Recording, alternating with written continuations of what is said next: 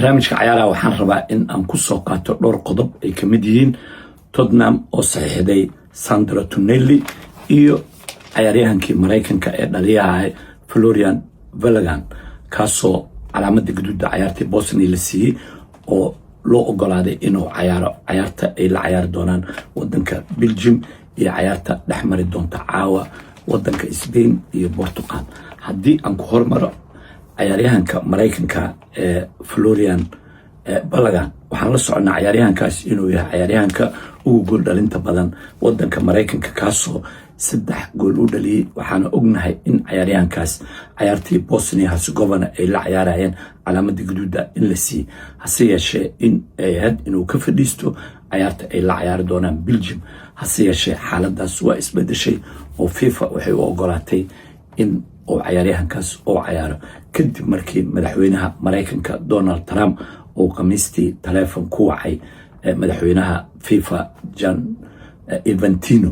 inuu ku wacay kadibna FIFA go'aankaas dib ay uga noqotay. FIFA-na taariikh ahaan waxaan la soconaa 188 calaamada gaduuda ayaa la bixiyay, hal ciyaartoy kaliya ayaa calaamadaas gaduuda laga joojiyay taasoo ciyaaryahankaas u dhashay wadanka Brazil 1962 ayay arintaas ay dhacday. haddana arintan ayaa ku soo xigtay ciyaaryahankan Mareykanka muhiim weyn ayuu yahay oo waxaan la soconaa inuu yahay dhaliya aad iyo aad u fiican. hase yeeshee madaxweynihii hore ee FIFA Sepp Blatter ayaa arintaas asigana ka hadlay oo wuxuu yiri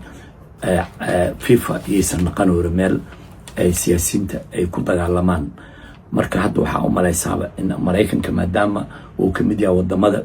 gurigooda lagu qabanayo inuu FIFA faragelin weyn oo ku hayo. oo waxaan la soconaa garsoorihii Soomaaliyeed Cumar Cartanna inuu ka joojiyay inuu wadankiisa uu soo galo. taasna waxay sababi doontaa in Infantino in arintaas culays xoog leh ay dhici doonto markii doorashadiisa la gaaro inay dhibaato u keeni doonto ayaan fili doonaa. oo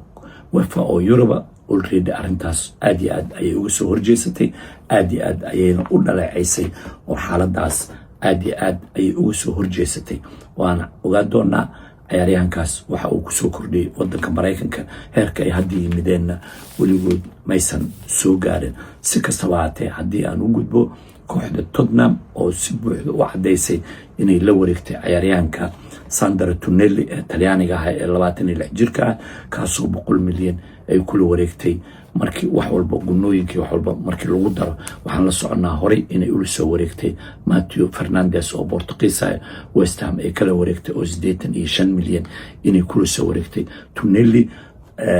2023 ayaa waxaa laga keenay kooxdii AC Milan oo waxaa keentay Newcastle ayaa keentay 2025 Carabao Cup-ka ayuu kula guuleystay. Tonali waa ciyaaryahan dhexda ka dheelo oo runtii aad iyo aad u fiican oo waxa loo yaqaano box to box-ka ciyaaryahanada galo aad iyo aad u fiican. hase yeeshee waxaan la soconaa in xiriirka kubadda cagta ee Talyaaniga inay 10 bil ay ganaaxeen kadib markii lagu helay qamaar inuu ciyaaray taasoo 10 bil oo ciyaaraha oo ka maqnaa. hase yeeshee Tottenham oo isbartiiba aad weyn haysato isdhisid ayay ku jiraan oo ciyaartoy badan ayay la soo wareegeen. haddii aan u wareego ciyaarta caawa dhici doonto waa ciyaar aad iyo aad u xiiso badan oo Portugal iyo Spain ay dhexmari doontaa. waxaa la soconaa labadan koox inay yihiin laba koox oo ciyaaryahano aad u waaweyn oo farsamo leh inay haystaan. hase yeeshee Isbaanishka ma haystaan dhaliyo oo waxaan la soconaa ciyaaryahankii Haaland inuu Brazil oo ka adkaaday kaasoo 2 gool oo ka dhaliyay kubadda 30 mar keliyana oo taabtay. Spain inaysan haysan number 9 hase yeeshee gool dhalintooda inay fiican ilaa hadda 8 gool inay dhaliyeen oo Ozabal oo aan numberka 9 ahayn inuu 4 gool oo dhaliyay. taas waxay ku xiran tahay wadan walba ama koox walba qaabka ay u dhashay ama ay u dhisan tahay. oo Spain sidaan hore u sheegaba kubadaha inay haystaan ayay ku dhisan yihiin oo meelo fiican ay ka bixiyaan. su-aasha marka waxay tahay Portugal ma difaac geli doonto mase Spain ayaa difaac geli doonto mase weerar iyo weerar celin ayay noqon doontaa. ana waxaan isleeyahay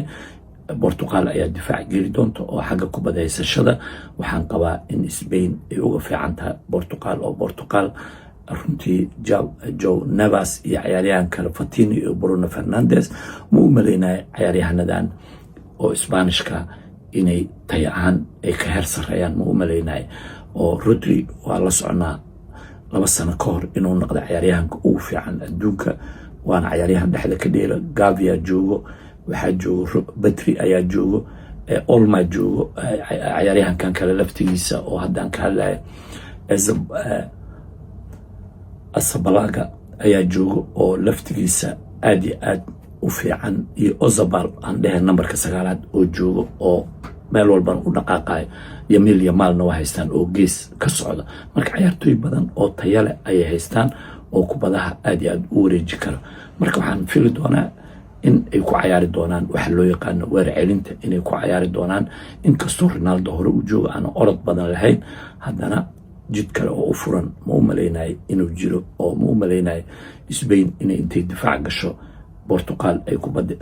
iska haysato marka waa ciyaar aad iyo aad u xiiso badan una weyn ana waxaan isleeyahay Spain ayaa soo gudbi karto ayaan isleeyahay haddii aysan Portuguese la imaanin shax aad iyo aad u weyn oo ku dhisan weer celin ku dhisan iyo gool dhalin muhiim inay la yimaadeen oo Spain haddii garoonka isku ballaariso waxaan qabaa inay si fiican kooxaha u kala daadinayso laakiin kooxdii difaacooda adkayso weer celin la ciyaarto waxaan qabaa in si fudud laftigooda looga adkaa karo ayaan isleeyahay marka ciyaartaas waa ciyaar aad iyo aad xiiso weyn u leh labada dhinacna u dhici karta laakiin waxaan isleeyahay Spain ayaa awood badan ayaan isleeyahay